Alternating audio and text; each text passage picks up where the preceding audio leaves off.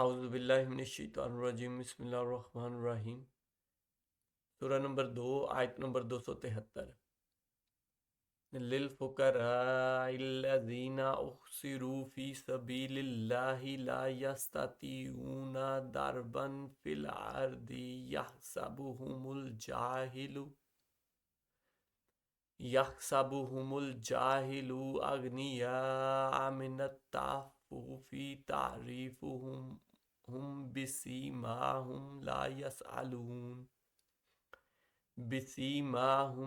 یسألون الناس الحافا وما تنفقوا من خیر فإن اللہ بہ علیم۔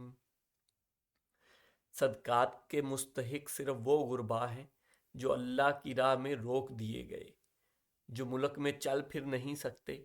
نادان لوگ ان کی بے سوالی کی وجہ سے انہیں مالدار خیال کرتے ہیں۔ آپ ان کے چہرے دیکھ کر قیافہ سے انہیں پہچان لیں گے، وہ لوگوں سے چمٹ کر سوال نہیں کرتے۔ تم جو کچھ مال خرچ کرو تو اللہ تعالیٰ اس کا جاننے والا ہے۔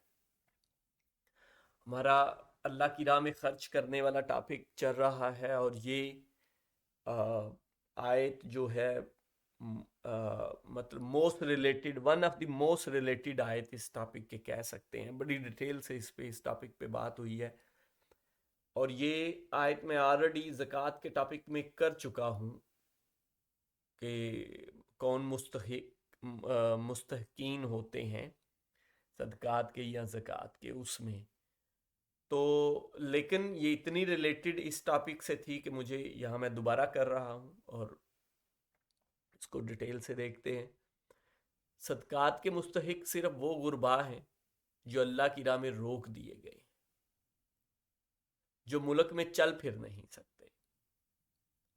تو یہاں پہ مستحقین بتا رہے ہیں اللہ پاک، اور یہ دو اور آیات میں بھی بتائے ہیں۔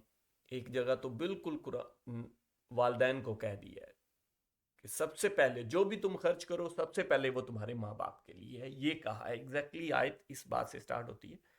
زکوٰۃ کے ٹاپک میں ہم اس آیت کو ڈیٹیل سے کر چکے ہوئے ہیں۔ اور دوسری تو وہی ہے جو زکوٰۃ کے مستحقین والی آیت ہے، جس میں سارے بیان کر دیے گئے ہیں۔ تو تیسری یہ ہے، تو یہاں بھی کہا جا رہا ہے صدقات کے مستحقین صرف وہ غربا ہیں جو اللہ کی راہ میں روک دیے گئے، جو ملک میں چل پھر نہیں سکتے۔ تو یہ ایک پراپر کنٹیکس ہے اس کا، مینس کہ جب وہ مکہ میں لوگوں کو روک دیا گیا تھا اور وہ کہیں جا نہیں سکتے تھے، جو کچھ مطلب زیادہ ان کے پاس پیسے نہیں تھے، یا بڑے خاندانوں یا امیر نہیں تھے، یا بڑے خاندانوں سے تعلق نہیں تھا۔ مطلب خاندان تو قریش ہی تھے زیادہ تر، لیکن وہ فیملیز بڑی بڑی نہیں تھی ان کی، تو ان کے بارے میں پراپرلی اس کنٹیکس میں بات ہو رہی ہے۔ لیکن ہم جرنلائز بھی کر سکتے ہیں کہ کچھ ایسے غربا جو بیچارے اس حد تک غریب ہوں کہ ان کے ساتھ اس طرح کا کوئی معاملہ ہو۔ آج بھی تو ہو سکتا ہے نا کہ کسی نے قرض لیا تو وہ بیچارے اس قرض کے ہی نیچے دب گئے اور وہ اس میں پریشان ہیں، یا کچھ اور چیزیں ایسی بہت ساری آپ اپنے ارد گرد معاشرے میں دیکھیں گے۔ تو یقین کریں، جو سبزی لینے والے کے پاس، دکاندار کے پاس، وہ جو کریانے کا سٹور ہوتا ہے، ان کے پاس لوگوں کے اتنے اتنے ادھار ہو گئے ہوتے ہیں کہ وہ کھانے کو لینے کے لیے بھی تنگ ہوتے ہیں، کھانا کھانے کے لیے بھی تنگ ہوتے ہیں۔ تو وہ بھی اسی آلموسٹ سچویشن میں ہی ہوتے ہیں۔ پھر اور اس طرح کی کسی نے اپنی بیٹی کی شادی کی تو اس کے قرضے کے نیچے ایسے دب گئے کہ وہ اس سے نکل ہی نہیں پا رہے ہوتے، تو وہ بوڑھی عمر میں بیچارے کو جا کے کوئی کام ان کا کرنا پڑتا ہے، اس وجہ سے کیونکہ وہ قرضہ دینا ہے۔ اور یا پھر وہ بچوں کو لگا دیتے ہیں، چھوٹے چھوٹوں کو ہی، کہ بھئی وہ کام ان کے کسی کے گھر میں، یا جو آپ کو یہ سارے معاملات پتہ ہیں، آپ کے سامنے ہیں، سب کو پتہ ہے یہ۔ تو ایسے لوگوں کی مدد کرنا، وہ مستحق ہیں۔ اللہ پاک فرما رہے ہیں یہاں اس آیت میں وہ مستحق ہیں، ان کو دینا چاہیے۔ اور یہاں پہ صدقات کی بات کی جا رہی ہے، خرچ کرنے کی بات ہو رہی ہے، خالی زکوٰۃ کی نہیں ہے کہ زکوٰۃ آپ نے وہ पंजाबी में कहते हैं गोंगलुआ तो मिट्टी चाट देनी। तो वो काम नहीं है कि भाई वो कर दिया जी हमारा फर्ज पूरा। अल्लाह यहाँ उससे आगे, मीन्स उसका भी वही मतलब होता है ना कि फर्ज कर दिया तो कहा। और ये बात बिल्कुल ठीक है कि फर्ज पूरा किया तो हमसे पूछा तो नहीं जाएगा। लेकिन आप देखें कि अल्लाह पाक उसकी तरगीब कितनी बार बार कितनी में। हाल ही आपको सूरह बकरा की अभी इतनी आयात इकट्ठी इतनी कर रहे हैं हम लोग। आज मेरे ख्याल से पता नहीं कितनी 12-15 आयात हम कर चुके हैं, खाली इसकी ही 15-20 इसी की आयात हम कर देंगे। मतलब एटलीस्ट 15-17-18 तो इसी की हो जाएंगी। तो आप ये खुद हिसाब लगाएं कि ये कितना ज़रूरी है काम। अच्छा अगले, नादान लोग उनकी बेसवाली की वजह से उन्हें मालदार ख्याल करते हैं। अब वो ऐसे लोग हैं जो बेचारे मांग भी खुले इस तरह, मतलब फैमिली उनका वो हिसाब किताब ऐसा है कि वो उस तरह बाहर निकल के, एक तो होते हैं ना फकीर होते हैं, मांग रहे हैं कुछ भी जो मर्जी जहाँ से मर्जी, तो वो बेचारे तो ऐसा भी नहीं कर सकते उनको। तो वो अपना माशरे में उनकी फैमिली का उनके घर वालों का ऐसा सिस्टम होता है कि वो माशरे में बेचारे हाथ भी नहीं फैला सकते।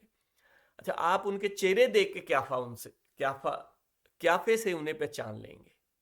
वो लोगों से चिमट कर सवाल नहीं करते, वो जा जाके मांगेंगे नहीं, लेकिन आप उनके चेहरे से क्याफा लगा लेंगे, पहचान जाएंगे कि ये वो बेचारा किसी परेशानी में है। और वैसे भी माली सिचुएशन तो पता होती हैं हमें, अपने मोहल्ले में तो पता होता है ना, अपने इलाके में अपने मोहल्ले में पता होता है कि इसकी क्या माली सिचुएशन है, उसका क्या काम है, कारोबार है, क्या लेन देन है, वो कैसा खाता है, कैसा पहनता है, कैसा ओढ़ता है, कैसे आके बाहर से सौदा लेता है, सबको पता होता है। और उनके घर में खाना नहीं है या उनको कोई और बड़ी परेशानी है, ये चेहरे से ही देख के, चेहरा देख के क्या ये भी लग सकता है। तो ये सारा पता है हम लोगों को। अच्छा, तुम जो कुछ माल खर्च करो तो अल्लाह ताला उसको जानने वाला है। जो भी खर्च करो, जो भी खर्च करते हो अल्लाह उसका जाने। यहाँ ये तरगीब असल में तरगीब क्या दी जा रही है, ज़्यादा से ज़्यादा खर्च करो, अल्लाह उसे जानता है और तुम्हें उसका बदला मिलेगा। हम ये पिछली आयत में बड़ी डिटेल से पढ़ते आ रहे हैं ना, तो आप ये पिछली आयत भी कुछ अगली भी पढ़िएगा, गौर व फिक्र करें। मेन मकसद यही है कि गौर व फिक्र करें उर्दू में अल्लाह पाक ने हमें क्या फरमाया है, क्या हुक्म दिए हैं, उनको खुद हम समझने की कोशिश करें। यही मेरा मकसद है, यही चैनल का मकसद है। वरना यहाँ मैं बैठ के कोई फतवे नहीं दे रहा, बस ये एक थोड़ी सी अपनी तरफ से एक्सप्लेन करने की कोशिश करता हूँ, एक गपशप करने की कोशिश करता हूँ, जो कि फाइनल नहीं है। फाइनल वही है जो आप समझेंगे, जो आप उलमा इकराम से भी रहनुमाई लें, मेरी भी कुछ थोड़ी बहुत बात सुन लें अगर चाहें। लेकिन जो मेन मकसद ये है कि आप खुद पढ़ें, समझें, गौर व फिक्र करें। जज़ाकल्लाह खैर।